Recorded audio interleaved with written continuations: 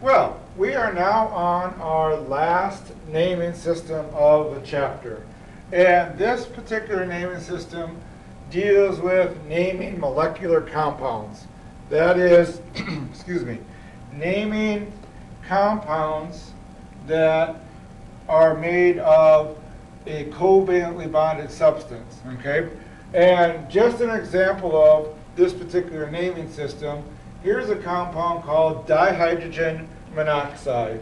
And this particular compound has a whole entire website devoted to it. In fact, this is it, the dihydrogen monoxide website. Okay, sometime when you are done with this, I highly suggest you do a search on this particular website, because this talks about all of the dangers of the chemical compound dihydrogen monoxide, and I guarantee it is a compound that is in this school today. And in fact, it's probably a chemical compound that is sitting next to you. Okay? It's a very intricate compound, and it's found in a lot of different things. And I'm just going to go through some real quick ones here. Not going to spend a lot of time on it. But this compound is sometimes called DMHO. And okay, some things that you should know about it are all listed on this particular website. And I don't know if you can read this because it might be a little bit small, but there is death due to accidental inhalation of dihydrogen monoxide. Prolonged exposure to it causes severe tissue damage. And you can go and you can find out about all the risks of this particular chemical, and you should do that. Okay? In fact, it's actually been found in the pipestone water supply. Okay? So it is something that is affecting us right now. But this is a new naming system that you'll come across, and you'll notice something new about this is we're going to use some prefixes. Okay? So this is actually a prefix naming system.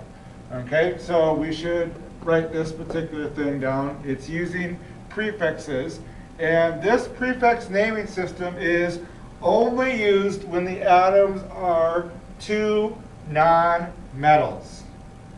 Very important, okay? You only use this when you have two non-metal substances together. So, okay? And the major difference between this and all the other types of naming systems that we've been doing is these use prefixes to identify the number of atoms present. Okay? Important. The prefixes now tell you how many atoms are present. It now has nothing, absolutely nothing to do with what the charge of the atoms are.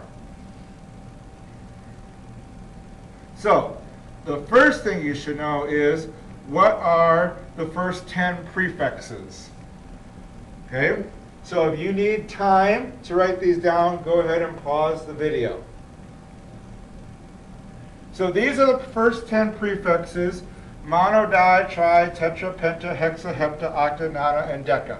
So they are the very common number prefixes that we are used to. Okay? And there are compounds that use these prefixes that you are familiar with. Okay? Here is a very common example. In fact, it's something we worry about in our houses. I have a carbon and an oxygen, and you've heard of this compound. This is called carbon monoxide. Okay, so this is actually a naming system that you are familiar with. You just didn't realize it. Okay, CO2. What's that called?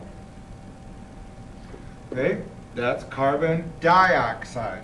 Okay, so you can see the prefix mono means one. Okay, so I have one oxygen. Now you'll also notice that I don't say mono carbon monoxide.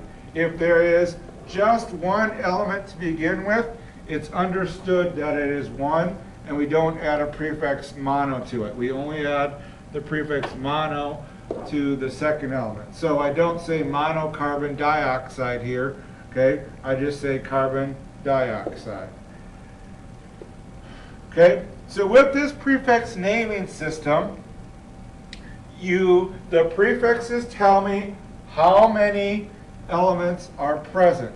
So here I have As4O6, okay? So basically I have arsenic and oxygen. So what you want to do is identify, well, how many arsenics do I have? I have 4. The prefix for 4 is tetra, okay? And I have 6 oxygens. The prefix for 6 is hexa, okay? So what I want to do here is I want to do tetra arsenic hexa oxide. But you'll notice you have a couple of A's here and a vowel, an A and an O there. So we don't do this that way. What we do is we write tetra arsenic hex oxide. And basically what you do is you write these so they sound good, okay? So whenever you have 2 letters together, you're going to drop those particular letters, okay? So you're going to drop the A, and you're going to drop the A and leave the O, okay? So we're just going to practice a bunch of these, okay? So here I have a phosphorus and an oxygen. 2 is di, so this is diphosphorus for us. Pent oxide. Okay? And one of the things you'll notice with this naming system is I have 2 nonmetals here. The first element we just leave as the element name. So that's phosphorus. The second element, what we're doing is we're going back and we're adding that IDE ending to it. Okay?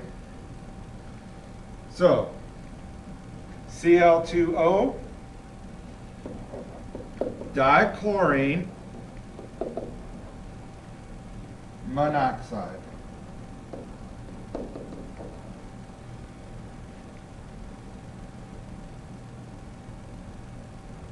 NO, nitrogen,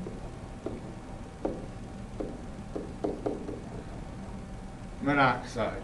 Okay, I'm going to throw a bunch up here and I'm going to have you go ahead and name those. Okay, so go down this list, take a moment and name them.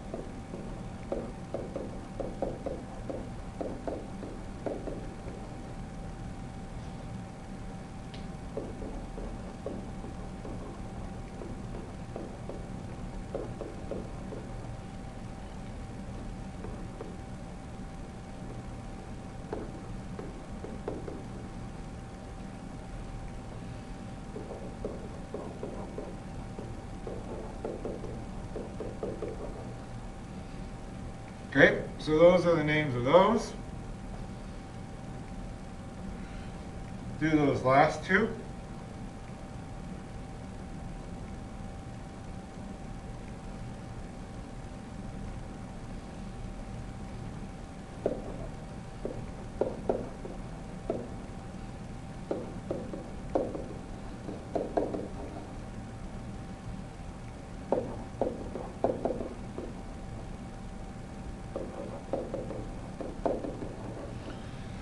So the key to remember in this particular naming system is I don't care about charge. Okay? Charge is not an issue. All I care about is how many I have. These prefixes tell you how many you have. Okay? I want you to name one last one.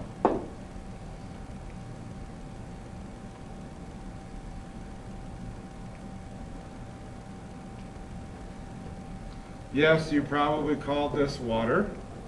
but the technical name of this is dihydrogen monoxide. That is the textbook name. So that is our last naming system. Okay, you now have a worksheet that you can go back and work on.